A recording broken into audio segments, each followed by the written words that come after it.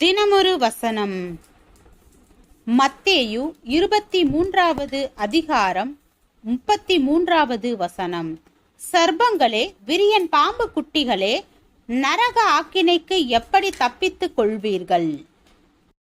தேவன் பாவிகளை நேசிக்கிறார். ஆனால் பாவிகளாயிருந்தும் தங்களை பரிசுத்தவான்களாக எண்ணுகின்றவர்கள் மேல் கோபமடைகின்றார். பாவிகளுக்கு தேவன் உதவ முடியும். அவர்களை பாவத்திலிருந்து வெளியே கொண்டு வர முடியும். ஆனால் பரிசுத்த தோற்றத்தை ஏற்படுத்தி கொண்டு பாவிகளாய் இருப்பவர்களை ஒன்றும் செய்ய முடியாது. எனவேதான் பாவிகளை விட தேவன் மாய்மாலக்காரர்களையே அதிகமாக கடிந்து கொள்கின்றார். அநேகரால் பாவி என்று அழைக்கப்பட்ட சகேயு மற்றும் தகாத விதமான வாழ்க்கையால் பாவியான பெண் என்று பெயரிடப்பட்ட ஒருத்தி மற்றும் ஒருவர் மாற்றி ஒருவராக பலரோடு வாழ்ந்து கரைப்பட்டு போன சமாரிய நாட்டு பெண் ஆகியோர் விஷயத்தில் இயேசு மிகவும் அன்பாக நடந்து கொண்டார். ஆறுதலாக பேசினார். அவர்களின் ஆத்தும ஈடேற்றத்திற்காக அக்கறையோடு பேசினார்.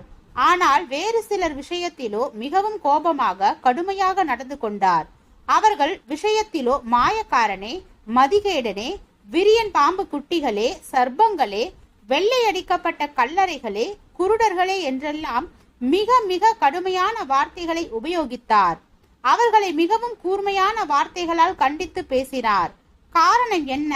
அவர்கள் மாய்மாலவாதிகள், உள்ளத்தில் ஒன்று வைத்து உதட்டில் இன்னொன்று பேசுகின்றவர்கள், இதயத்தில் இல்லாத இறைத்தன்மையை இருப்பது போல பிறருக்கு காண்பித்து ஏமாற்றுகின்றவர்கள், தேவ தூதர்களைப் போல பேசிக்கொண்டு பிசாசுகளைப் போல செயல்படுகின்றவர்கள், ஆடுகளைப் போன்ற நல்ல தோற்றத்தை கொடுத்து கொண்டே ஓநாய்களைப் போல வாழ்கின்றவர்கள், இறை பணியில் தங்களை தீவிரமாக இணைத்து கொண்டு பிசாசின் குணங்களுக்கும் இசைந்து போகிறவர்கள். பாவிகளை இயேசு நேசிக்கின்றார். ஆனால் நீதிமான்களின் வேடத்தை அணிந்து கொண்டு பாவத்தில் வாழ்கின்றவர்களையோ கடுமையாக வெறுக்கின்றார். நாம் உயர்வான அறிக்கைகளை கொடுக்கும் போது உயர்வான ஒரு வாழ்க்கையை வாழ வேண்டியது மிக அவசியம். நமக்கு நாம் கொடுக்கின்ற பெயருக்கும் தோற்றத்திற்கும் ஏற்ற விதமாக இதயத்தில் இல்லாமல் இருக்கின்ற பொய்யான நடைமுறைகள் தேவ கோபத்தை நம்மேல் குவிக்கின்றன.